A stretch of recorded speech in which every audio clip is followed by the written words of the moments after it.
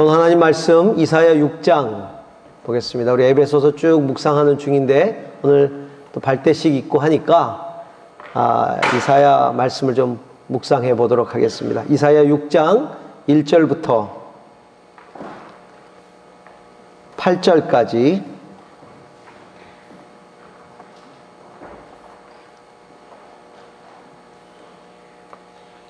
다 같이 함께 한 목소리로 읽습니다. 우시야 왕이 죽던 해에 내가 본즉 주께서 높이 들린 보좌에 앉으셨는데 그의 옷자락은 성전에 가득하였고 스랍들이 모시고 섰는데 각기 6 날개가 있어 그 둘로는 자기의 얼굴을 가리었고 그 둘로는 자기의 발을 가리었고 그 둘로는 날며 서로 불러 이르되 거룩하다 거룩하다 거룩하다 만군의 여호와여 그의 영광이 온 땅에 충만하도다 하더라. 이같이 화답하는 자의 소리로 말미암아 문지방의 터가 요동하며 성전의 연기가 충만한지라. 그때 내가 말하되 화로다 나여 망하게 되었도다. 나는 입술이 부정한 사람이요 나는 입술이 부정한 백성 중에 거주하면서 만군의 여호와의 신 왕을 배웠음이로다 하였더라. 그때 그 스랍 중에 하나가 부젓가락으로 제단에서 집은 바 핀 숯을 손에 가지고 내게로 날아와서 그것을 내 입술에 대며 이르되 보라 이것이 내 입에 닿았으니 내 악이 제하여졌고 내 죄가 사하여졌느니라 하더라. 내가 또 주의 목소리를 들으니 주께서 이르시되 내가 누구를 보내며 누가 우리를 위하여 갈꼬 하시니 그때 내가 이르되 내가 여기 있나이다 나를 보내소서 하였더니. 아멘.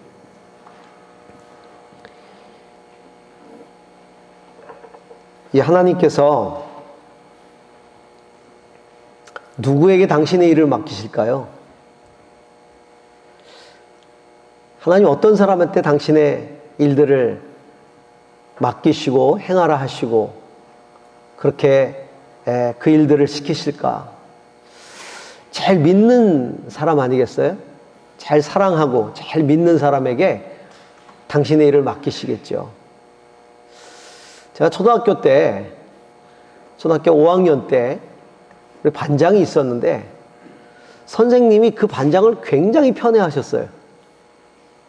그래가지고 걸핏하면 걔를 부르는 거야. 그리고 걔를 시키고 하여튼 뭐든지 걔를 시키는 거예요. 요즘은 우리 친구들이 조금 달라졌을 거예요. 아마 좀 세대가 달라져서 선생님이 뭐 시키라 그러면 짜증내고 싫어할 수도 있는데 우리 때는 순수했거든. 그래서 선생님이 나 안 시켜주나? 뭐 안 시켜주나? 그래가지고 그 학교 가면 선생님 얼굴만 쳐다보는 거지. 선생님이 내 이름 불러가지고 그래도 뭘 시키려면 내 이름을 부르잖아. 부르면 그래서 교무실 가서 뭘 좀 가져와라. 아니면 어디 가서 뭘 해와라. 그러면요 이게 그날 저녁에 일기 씁니다. 오늘 선생님이 나한테 뭐 시켰다. 선생님이 나를 알고 계신다. 선생님이 나를 사랑하나 봐. 뭐 시킨 거 보니까 사랑하나 봐. 그래서 선생님이 그 안 시킬까 막 기다리고 있었어요. 요즘도 그렇습니까? 요즘 친구들 어때요? 선생님이 뭐 시킬 거 기다려요? 여기 아니라는데? 정말 완악한 세대가 됐네. 이 폐역한 세대요. 정말 두근두근거리는 그런 마음으로 선생님이 뭘 시키는 것들을 기다리고 기대했어요.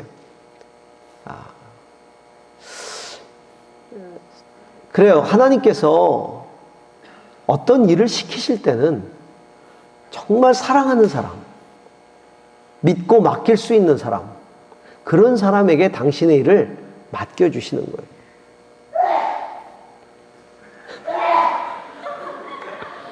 아멘. 저는 저게 아멘으로 들려. 아멘. 본인에게 적용하는 아멘 소리가 저렇게. 예.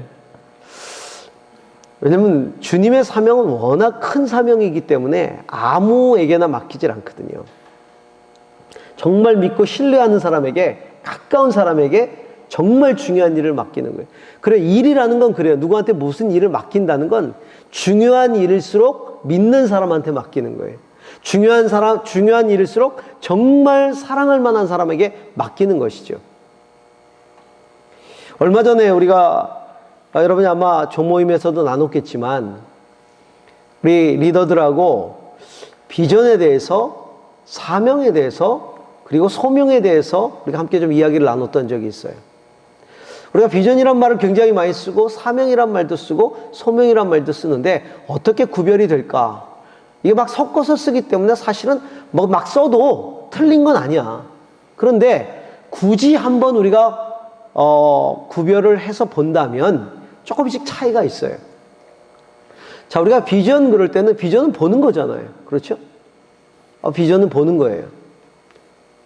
그래서 비전은 정말 보는 건데 내가 보고 싶은 걸 보는 게 아니라 하나님이 보여주시는 것을 보는 게 비전이에요. 하나님이 우리에게 보여주시는 것들이 있어요. 말씀으로 보여주시기도 하고, 기도할 때 기도 가운데 보여주시기도 하고, 아니면 하나님께서 어떤 상황들을 통해서 우리에게 보여주시기도 하고. 그러니까 하나님이 보여주시는 목적은 뭐냐면 당신이 하고 있는 일이나 하고자 하는 일이 무언가를 알게 하시려고 보여주시는 거예요. 가끔 아빠가 자식을 데리고 아빠 일하는 일터에 가서 아빠가 이런 일을 한다고 회사 구경을 시켜줄 수가 있어요. 그런 것처럼 하나님은 우리 인생에게 내가 이 세상 속에서 어떤 일을 하고 있다는 것을 보여주세요. 그래서 열방의 복음이 증거되고 있는 일을 보여주시기도 하고, 가난한 자들에게 어떻게 사랑이 실천되고 있는지를 보여주시기도 하고, 다음 세대, 청소년 세대들을 내가 어떻게 지금 일으키고 있는지를 보여주시기도 하고, 하나님이 수많은 영역에서 일하는 걸 보여주시기도 하죠. 어떤 때는 어떤 문화적인 영역에서 일어나는 일들을 보여주시기도 해요. 난 상상도 못했는데 그 문화적인 영역에서 하나님이 어떤 사람을 통해서 위대한 일들을 하고 있는 걸 보여주는 거예요. 그 문화한 영역에서 하나님의 나라가 확장되고 있는 일을 보여주시기도 하고, 그래서 많은 하나님이 하는 일들을 다 보여주세요. 그러니까 하나님이 보여주시는 걸 비전이라고 해요. 그런데 하나님이 모든 것들을 보여주신다고 해서 우리의 가슴이 다 뛰는 건 아니에요. 어떤 걸 딱 봤는데 그때부터 가슴이 뛰기 시작해. 어떤 영역에 하나님을 따라갔더니 거기서 그걸 보고 나서는 밤잠이 안 와. 막 가슴이 막 뛰어요. 나도 그 일을 좀 한번 해보고 싶은 거야.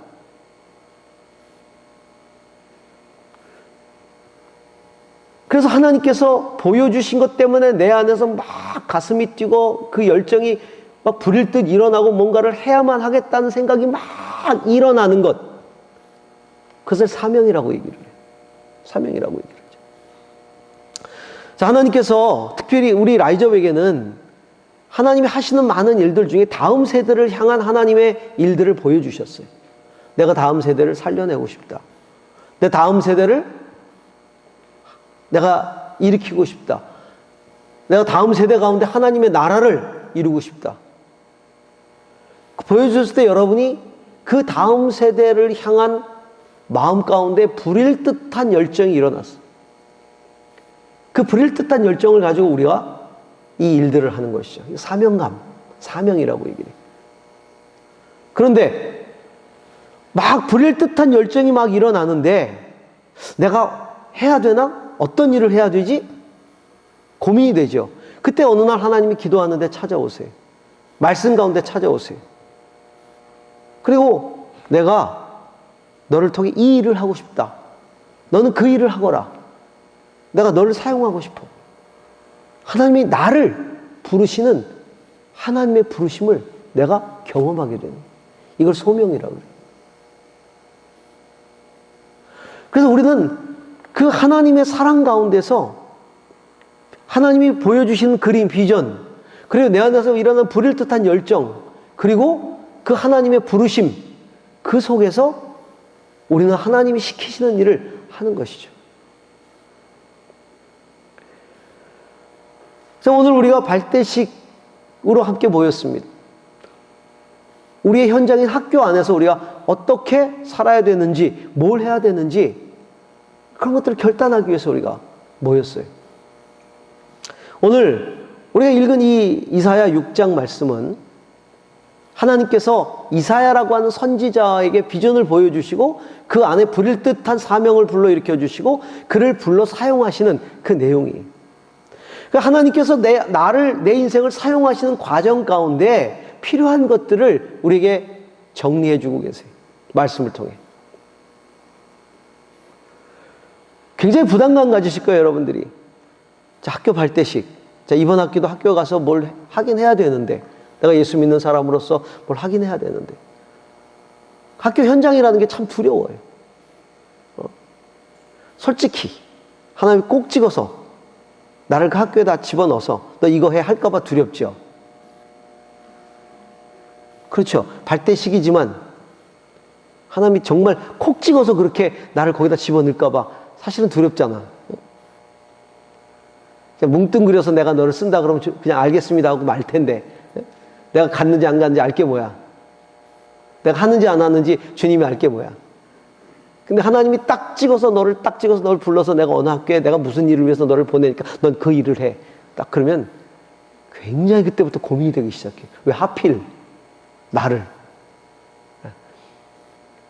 저는 사실은요, 이 발대식에 주님이 다 각자에게 임해서 딱 콕 집어서 말씀하셨으면 좋겠어. 발대식이니까. 이때쯤이면 한 번쯤 그런 은혜를 좀, 그런 기적을 좀, 그런 어떤 소명을 좀 주시기 위해서 좀 오시면 안 되나, 주님이? 내가 설교를 안 해도. 그럼 끝나는 거예요. 주님이 한 번 오셔서 성령으로 다 덮어버리고, 막 우리가 진짜 막 전부 다 막 불 받고, 그럼 제가요, 얘기 안 해도 아마 여러분들은 내일 다 아마 뛰어나갈걸? 아마 여러분 성령 받은 사람의 구체적인 특징이 뭐냐면 가만히 못 앉아 있다는 거거든. 뛰쳐나가는 거. 성령 받은 초대교회 성도 뛰쳐나갔잖아요, 세상으로. 그런 것처럼. 근데 우리 안에는 그런 부담감이 있다는 거죠. 그래서 주님이 어떤 과정들을 거쳐서 우리를 사용하세요. 자, 첫 번째는요, 뭐가 필요하냐면 우리에게 이 시대적인 상황을 분별하는 영적인 분별이 필요하다는 겁니다. 자, 오늘 성경에 이렇게 시작을 하고 있어요. 이사야 6장 1절에 우시아 왕이 죽던 해에 이렇게 딱 시작을 합니다. 이사를 부르는 그 장면을 하나님께서 말씀하시면서 딱 이렇게 표현하고 있어요. 우시아 왕이 죽던 해에. 우시아 왕이 죽던 해. 뭔가 의미가 있다는 얘기예요, 그날. 그냥 그때가 몇 년도인데, 산술적으로 몇 년도인데, 이게 아니고, 우시아 왕이 죽던 해라고 딱 찍어서 얘기하고 있어요. 우시아 왕이 죽던 해. 뭔 일이 일어났다는 거예요. 이게 어떤 의미가 있다는 거예요.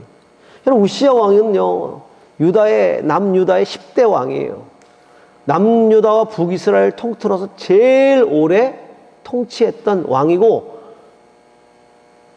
굉장히 나라를 안정시켰던 왕이고, 하나님을 경외하려고 굉장히 애썼던 왕이고, 백성들에게 존경받았던 왕이고, 단지 마지막에 끝에 가서,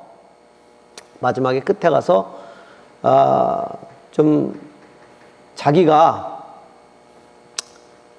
제사장 노릇 하려다가 그냥 하나님 앞에 진노를 사서 나병 걸려서 세상 떠난 거 외에는 굉장히 그 안정적으로 통치를 했던 아주 훌륭한 왕이, 백성들이 존경했던 왕이죠. 의지했던 왕이죠. 근데 그 왕이 죽었다는 얘기죠. 상실, 절망, 어려움, 이런 것들이 찾아왔던 해라는 거죠. 전 국민적 슬픔과 두려움이 가득하던 그 시대에, 바로 그 시대에 하나님이 이사야를 찾아오신 거예요. 상실의 시대에, 암울했던 시대에. 여러분, 우리 시대가 얼마나 암울합니까? 요즘 우리에게 들려오는 청소년과 관계되는 수많은 기사들은 우리를 정말 슬프게 만들어요. 암울하게 만들어요. 집단 폭행 사건도 그렇고요. 여러 가지 범죄들, 또 자살하는 그런 이야기들, 학교에서 벌어지는 일들 보면 정말 미래가 없는 것 같은 생각이 들어요. 정말 우울해요. 지난번엔가 우리 발대식 할 때 그 발대식 초청장에 그 제목이 뭐였죠? 타이틀이? 사랑하는 나의 학교. 그 발대식에 딱 나왔는데 다 웃었어요, 여러분들이. 기억나세요? 웃은 거? 난 여러분들이 왜 웃는지 몰랐어요. 저게 웃기는 얘기인가? 사랑하는 나의 학교가 웃긴가? 왜 웃지? 맞는 얘기 아니에요? 애교심. 저는 그건 웃기는 일이 아니고, 저는 그냥 일반적인 문구로 봤는데 여러분이 웃었단 말이에요. 나중에 물어봤어. 왜 웃냐 그랬더니 학교를 사랑한다는 생각을 한 번도 해본 적이 없다는 거죠. 우리 친구들이. 학교를 사랑한다? 내가 생각하지도 않는 게 타이틀로 나오니까 웃기는 거예요. 근데 그때의 여러분의 웃음이요, 어떤 웃음과 거의 비슷한 수준이었냐면, 천사가 찾아와서 사라에게 내년에 잉태할 거야 그랬대. 사라가 픽 웃었지. 기억나세요? 그거하고 같은 레벨이야. 있을 수 없는 일. 있을 수 없는 일. 그게 얼마나 우리를 암울하게 만드는 현실입니까, 이게. 제가 살던 시대는 어려웠던 시대예요. 먹고 살기가 힘들었던 시대죠. 그런데 애교심이 있었어요. 내 학교. 응? 내가 졸업한 수유초등학교. 내가 졸업한 영도중학교. 내가 졸업한 우신고등학교. 진짜 그 학교에 대한 애교심 있단 말이에요. 애교심. 근데 여러분, 애교심마저 없는 각박한 시대를 살고 있어. 암울한 시대를 살고 있어. 그 사랑하는 나의 학교 한마디에 여러분이 웃는 모습을 보면서 저는 여러분이 지금 어떤 시대를 살고 있는지를 금방 읽어낼 수 있었어요. 그래. 우리는 그런 시대를 살고 있어요. 삼부제, 세 가지가 없다. 내가 따라 본받을 만한 리더가 없는 세대. 절대 가치가 없는 세대. 소망의 부재, 소망이 없는 세대. 세계가 부재하다. 저는 그렇게 봐요. 여러분 시대에 정말 우리를 암울하게 만드는 게 말이에요. 내가 정말 따라갈 만한 리더가 없다는 것. 절대 가치가 없다는 것. 그리고 소망이 없다는 것. 그래서 뭐 3포, 5포, 7포. 3포가 뭐죠? 연애, 포기. 그 다음에 뭘 포기해요? 예? 결혼 포기지. 연애 아니고 결혼 포기. 출산 포기. 연애 포기. 근데 연애 잘하던데? 제가 중고등학생들 그 설교하러 내려갈 때 보니까 우리 애들, 목사님, 저 남친 생겼어요. 그래? 다음 주에 와가지고 딱 와가지고, 목사님 깨졌어요. 야, 뭔 남친이 일주일밖에 안 사귀냐? 연애 진짜 잘하는 것 같아. 남친 없는 애들이 없고 여친 없는 애들이 없을 정도로 막. 포기는 무슨, 난 왜 포기라 그런지 모르겠어. 잘만 사귀는데. 근데 하여튼 자고간 진지한 연애를 말하겠지. 진지한 연애를. 진지한 연애를 할 만큼 정신이 없다는 걸 말하겠죠. 거기다가 집을 포기하고 인간관계를 포기하면 5포가 되지. 그리고 꿈도 포기하고 희망도 포기하면 7포가 되고.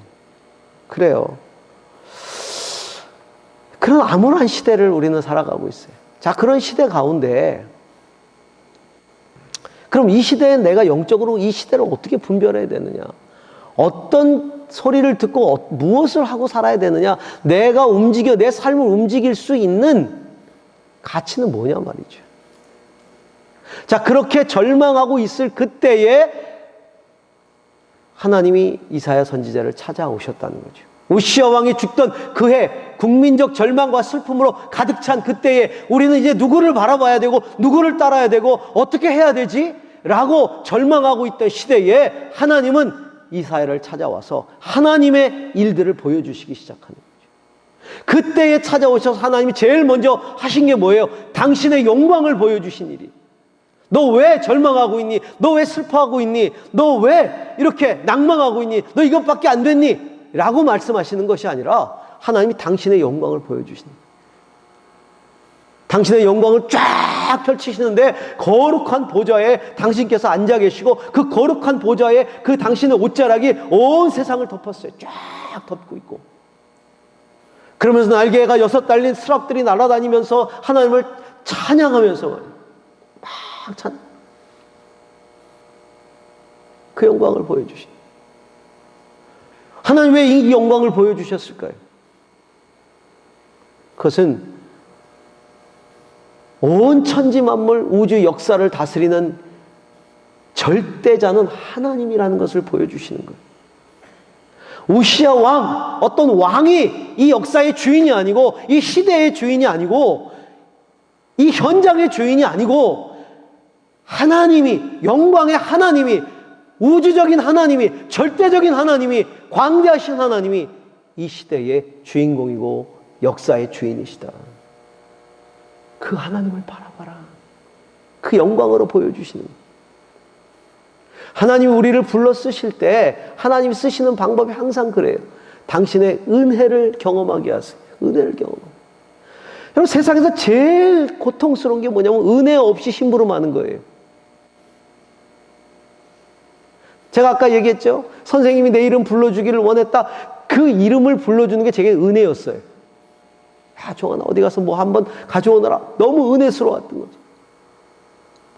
하나님은 우리에게 먼저 은혜를 부어주세요. 내 마음의 소원을 두고 행하게 하시나니. 내 마음의 소원을 두고 행하게 하시나니. 우리 마음 가운데 하나님의 소원을 불러일으켜 주세요. 여러분, 억지로 끌고 가면 하나님 얼마나 힘드시겠어요. 하기 싫은데 끌고 가면. 더구나 하나님이 시키는 일이 거의 대부분이 뭐 이런 거잖아. 순교 뭐 이런 거.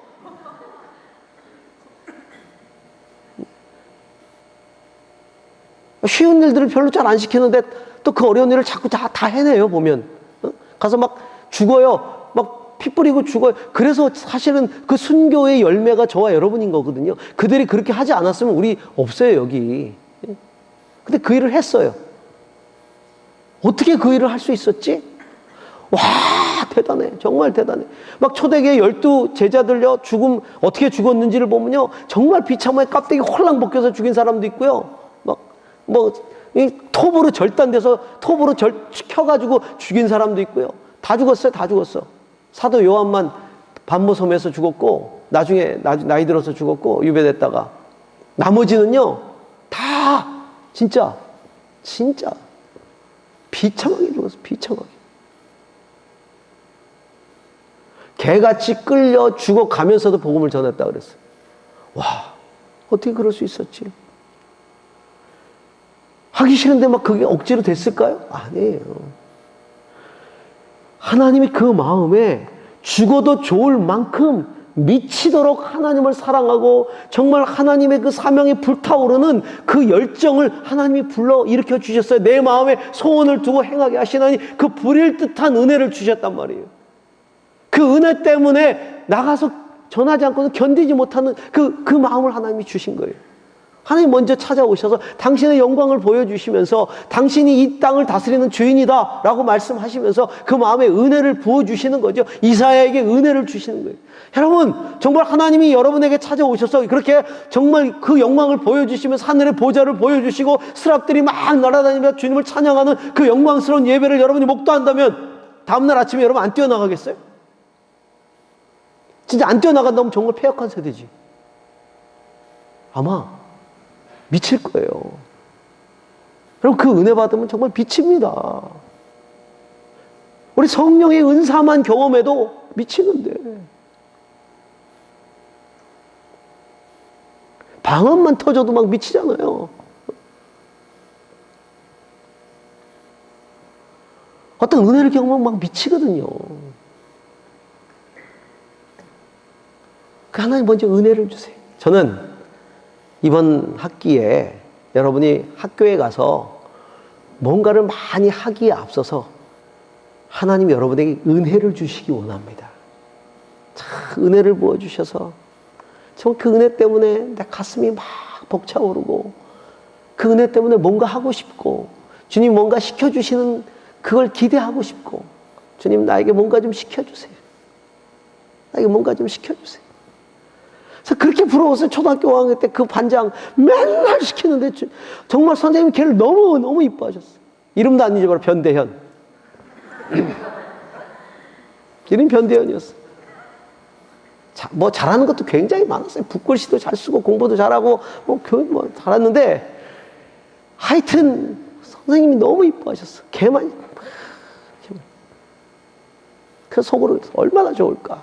쟤는 얼마나 좋을까? 하나님이 나한테 뭔가를 시킨다는 거 얼마나 좋을까? 이랬으면 좋겠어요. 할렐루야. 그 은혜를 막 경험하는.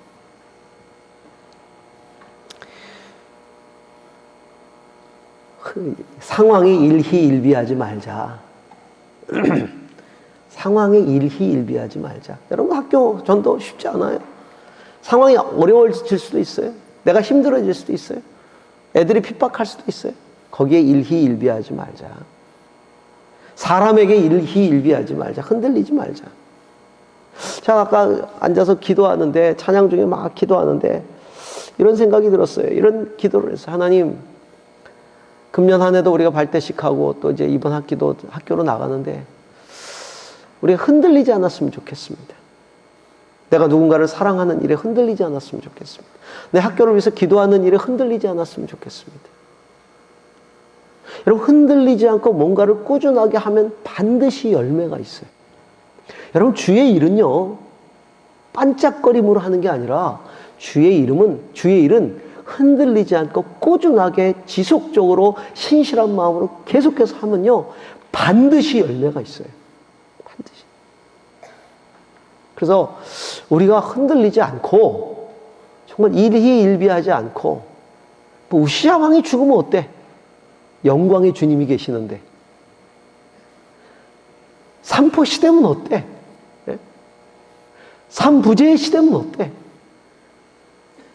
내가 절대 가치를 붙들고 사는데 주님을 내가 붙들고 있는데 그 다음에 하나님이 우리를 쓰시려면 필요한 게 뭐냐면 성결이.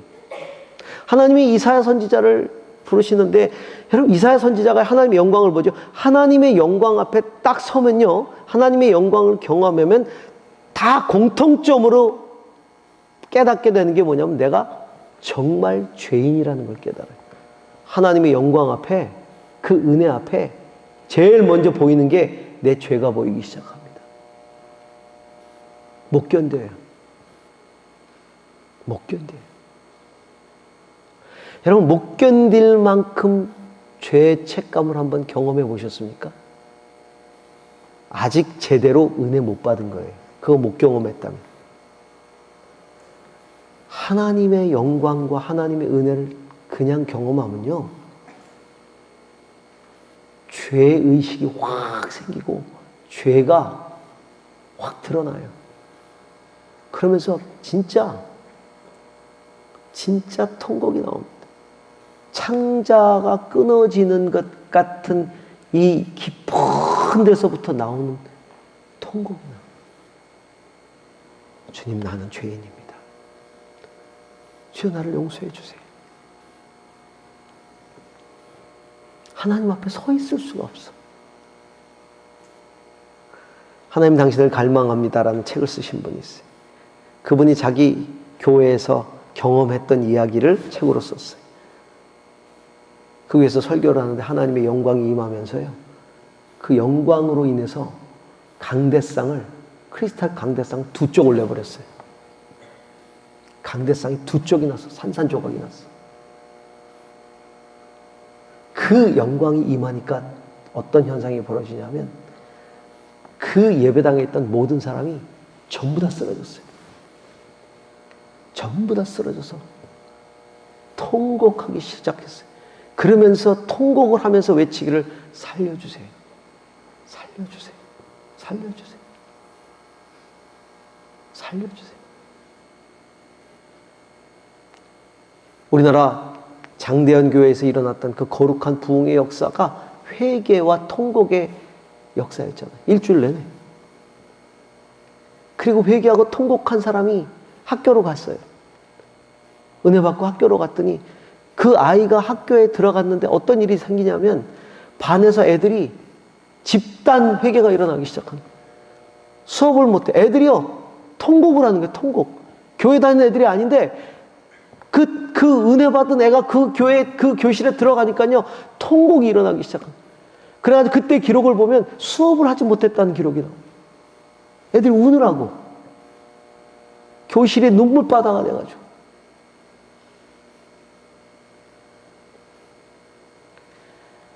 하나님의 영광을 경험하면 회개가 나오고 그 회개 후에 하나님의 역사가 일어나기 시작합니다. 그런데 죽을 것 같잖아요. 죽을 것 같은 걸로 끝나면 무슨 소용이 있어요? 그냥 죽어버리는데. 그렇잖아요. 근데 하나님께서 수치를 가져다가, 이사야가 이렇게 고백합니다. 난 이제 죽게 되었도다. 내가 입술이 더러운 자로 주님을 만났다. 주님 만났으니 난 이제 죽겠다. 그게 이제 막 죽음에 대한 이 두려움이 확 앞서기 시작하는, 막 오기 시작하는 거예요. 난 이제 죽었다는 거예요. 나 이제 죽었다. 막. 그런데 하나님이 오셔가지고 숯을 가져다가 입술을 태워 버리시잖아요. 그러면서 내가 너를 정하게 하였다. 예수 그리스도의 보혈로 우리를 씻어주는 거예요. 머리에서 발끝까지 그 보혈이 뿌려지는 거예요. 십자가의 은혜가 가슴으로 확 다가오는 거예요. 나를 위해서 죽으신 그 예수 그리스도의 십자가의 은혜가 확 다가오는 거예요. 제가 처음으로 예수 그리스도를 믿던 날에 요한복음 3장 16절 하나님이 세상을 이처럼 사랑하사 독생자를 주셨으니 이 말씀이 제 안에 확 들어오는 순간에 하나님이 저한테 이렇게 말씀하시는 거예요. 내가 내 아들을 보낸 건 너 때문이다. 내 아들이 너 때문에 죽었다. 내가 너를 사랑해서 보낸 거야. 네 죄를 사하려고. 제가 예수님이 저하고 상관없는 분인 줄 알았어요. 그냥 좋으신 분, 훌륭하신 분. 근데 하나님이 그날 저한테 꼭 찍어서 말씀하셨어요. 너 때문이야. 너 때문에 내 아들 보냈어. 내 아들이 너 때문에 죽은 거야. 내가 너를 사랑했기 때문에. 그 말씀이 제 가슴 속에 확 들어오기 시작했어요. 제가 통곡을 하기 시작했습니다. 너 왜 내 사랑을 자꾸 거절하니? 통곡하기 시작했어요. 그러면서 예수 그리스도의 보혈이 제 가슴 속으로 흐르기 시작합니다. 그 보혈의 은혜가 제 영혼을 씻기 시작합니다. 그 죄악들을 얼마나 통곡하면서 회개했는지 몰라요. 얼마나 쏟아냈는지 모릅니다. 근데 보혈로 그 주님이 그것들을 씻어내시기 시작하셨어요.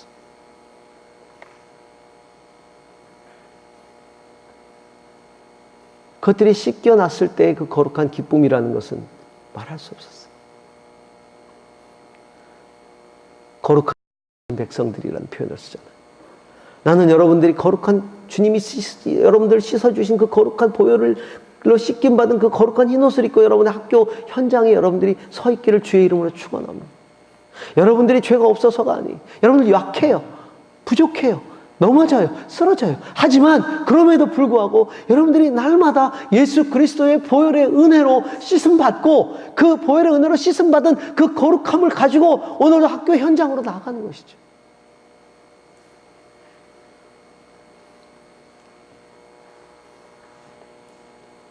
성결케 하시는 은혜. 그 은혜 가운데 역사가 일어나는 거죠. 주님께 씻김 받은 친구들은 뭐가 달라도 다릅니다. 왜냐하면 그 안에 자유함이 있거든. 진정한 자유함이 있거든. 진정한 은혜가 있거든. 진정한 기쁨이 있거든. 막 기뻐요. 괜히 기뻐. 제가 중학교 때 제 짝이 우리 반 반장이었는데 걔가 그렇게 기뻐해서 맨날 보면 맨날 찬송 불렀어요. 맨날 찬송 부르고 기뻐하고 저보러 교회 나가라 그러고 교회 나가자 그러고 저 걔 따라서 한번 갔었어요. 걔네 교회. 학생부 따라서 한번 가보기도 하고 막. 근데 제가 원래가 천주교인이었기 때문에 쉬고 있었거든. 그러다 그 친구 전도 받아가지고선 성당을 나가버렸어. 안 나가던 성당. 그래가지고 제 친구가 엄청나게 화났어요. 열심히 전도했더니 성당으로 가버렸다. 그래서 저 막 은혜 받아가지고요. 그 아침에 학교 오기 전에 그 성당 들려가 학교 앞에 성당이 있었거든. 들려서 딱 기도하고 들어가면 혼자 있는 거.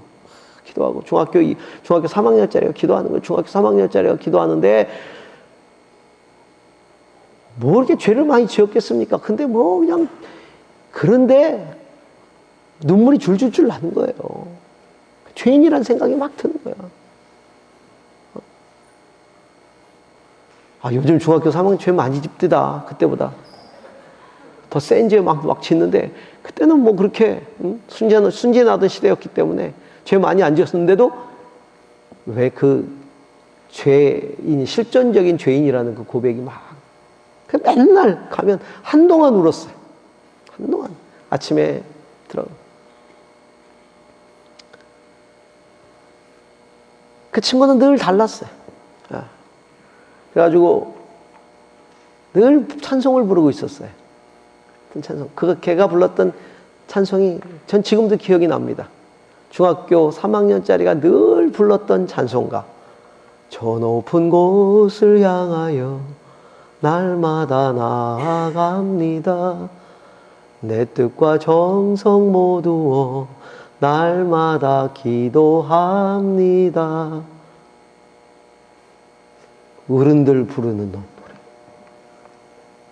곧 가실 분이 부르는 노래 같은 거 아니에요? 그런데 걔 말, 내 주여 내 발 붙드사 그곳에 서게 하소서. 그곳은 빛과 사랑이 언제나 넘치옵니다. 그 친구는 늘 그 찬송을 부르고 있어요.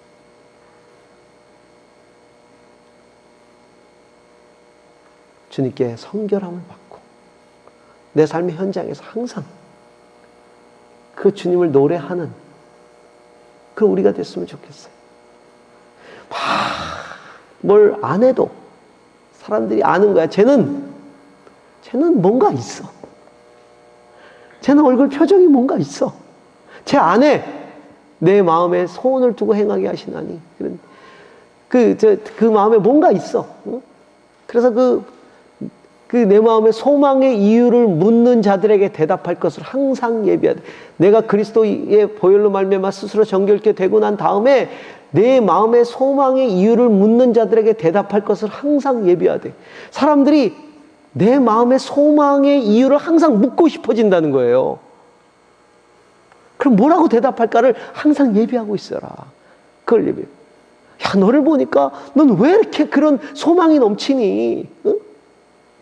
또 뭐 때문에 그렇게 소망이 막 넘치는 거야? 뭐 때문이야? 그럼 대답할 것은 항상, 그냥 그렇지 뭐. 이게 아니라, 대답할 것을 항상 예비하되 온유와 두려움으로 하고, 베드로 사도가 그렇게 얘기했잖아. 두려움으로 하고. 그리고 이제 씻겨주신 다음에, 은혜를 경험하고 정결케 하신 다음에 하나님이 부르십니다. 구체적으로 부르세요. 이사야에게 내가 누구를 보내며, 그때 비로소 물으시는 거예요. 내가 누구를 보내며 누가 나를 위하여 갈고. 누가 나를 위하여. 내가 누구를 보내며 누가 나를 위하여 갈고. 이사야, 네가 가. 네가 가서 선포해. 네가 가서 좀 얘기해. 네가 가서 전도해. 네가 가서 해. 라고 주님이 직접적으로 이렇게 말씀하시지 않고, 이런 거죠. 이렇게 딱 나하고 같이 이렇게 가면서 뒷짐지고 가시면서, 야, 나 저 일을 해야 되는데 누가 하지? 누가 하면 좋을까? 이러고 있는 거예요. 나보러 하라는 거지 뭐. 그치? 내가 누구를 보내면 누가 나를 위하여 갈까? 그랬더니 이사야가 이미 그 안에 그럴듯한 소망이 일어나고 있고, 이미 정결케 되면, 여러분, 숯불로 지져졌어 지금. 나 죽게 됐는데 주님이 와가지고 숯불 가져다가 나 확 지져버리고 나를 거룩하게 만들어 버렸단 말이야. 내 마음이 지금 어떻겠어요, 지금 막 불일 듯 일어나지 않겠어요? 그때 주님이 누가 나를 위하여 갈까? 손 드는 거지, 이사야. 제가 하겠습니다. 제가 여기 있습니다. 저를 보내소서. 구체적으로 주께서 부르시는 장면이. 그 마음으로 우리가 우리 현장 속에 서 있는 한 학기가 됐으면 좋겠어요. 그래서 주님, 제가 오늘 여기 있습니다. 이 학교에 있습니다. 여기에 갑니다.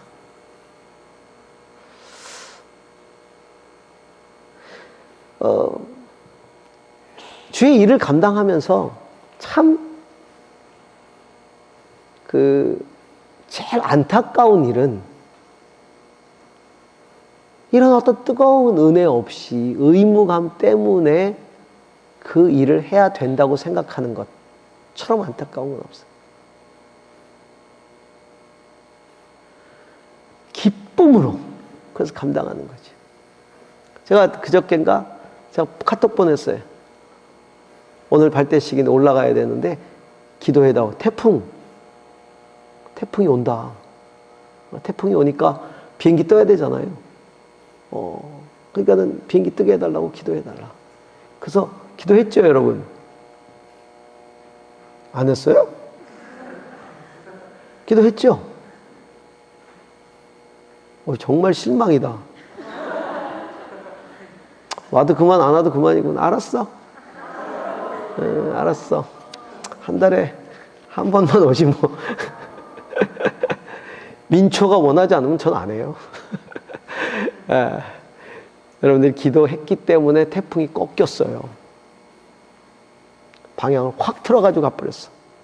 그래서 제가 올라오는데 요즘 계속 일이 너무 많았어요. 제가 일이 너무 많아가지고 정말 스트레스 받는 일도 많고 막 일이 막 산더미처럼 있어가지고 이번 한 주가 어떻게 갔는지 모르게 막 보냈어.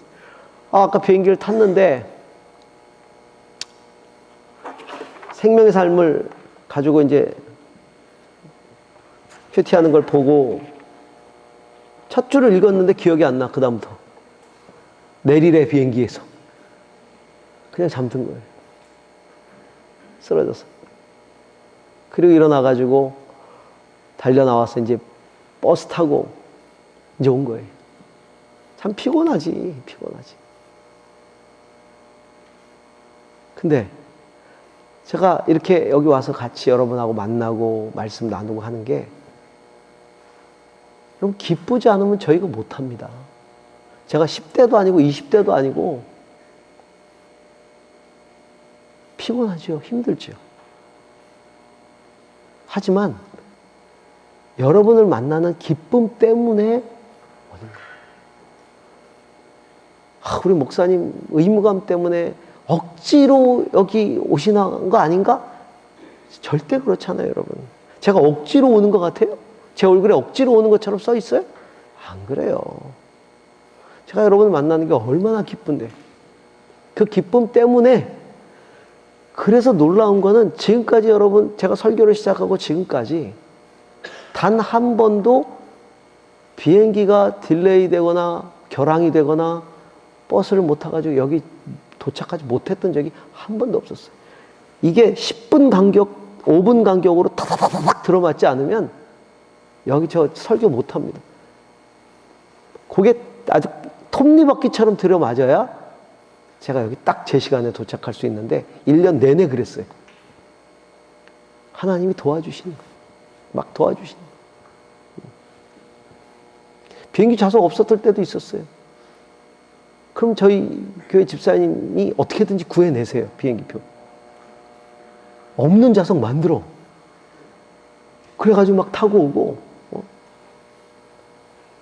하나님께서 그렇게 기쁘게 감당하게 해주게 하시니까 하는 거예요. 그래서 정말 행복해. I'm so happy. 하나님이 날 쓰신다는 그 자체가 너무 행복해요. 내 인생, 여러분 인생이 뭐예요? 인생 뭐 있어요? 살다가 살다가 훅 주님이 부르시면 훅 가는 게 인생인데 언제 부르실지도 모르잖아. 또 순서가 없잖아. 가는 데는.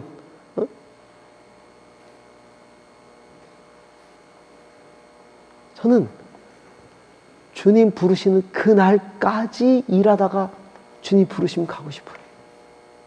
주님 맡겨주신 일하다가 기쁘게 일하다가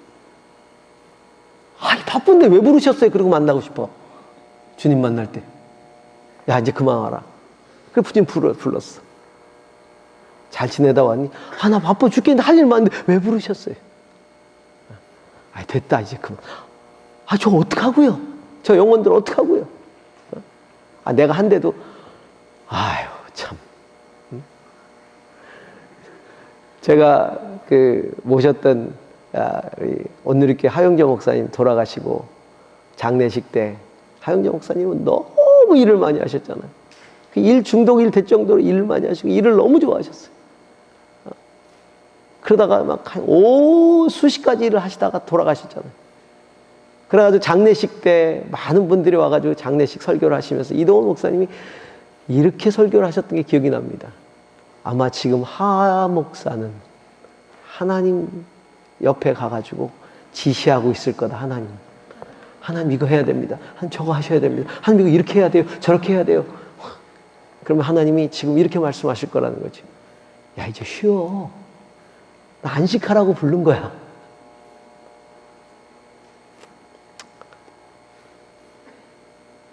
저는 정말 그렇게 살다 가고 싶어요.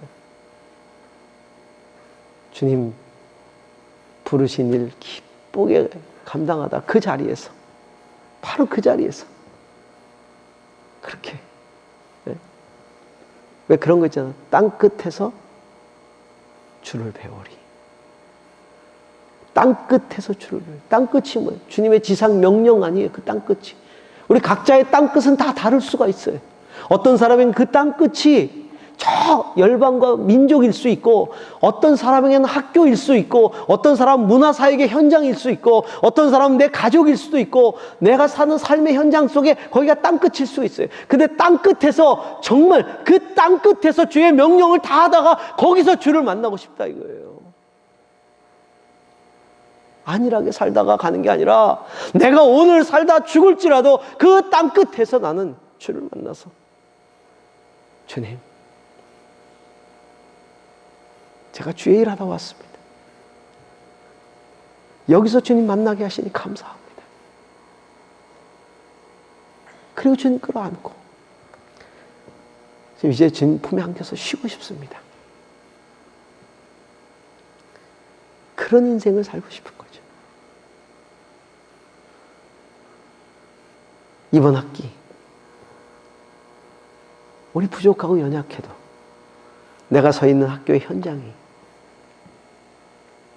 주님의 땅끝이 될 수 있도록 그렇게 한 학기 정말 멋지게 주의 은혜 안에 지낼 수 있기를 원합니다. 의무가 아니라 주님과 함께하는 그 기쁨으로 달려가는 한 해가 되기를, 한 학기 되기를 원하고요. 제가 영상 하나 준비했어요. 그거 마치고 그거 보고 마무리 기도 우리 태환 총무님 오셔서 마무리 기도해 주시기 바랍니다.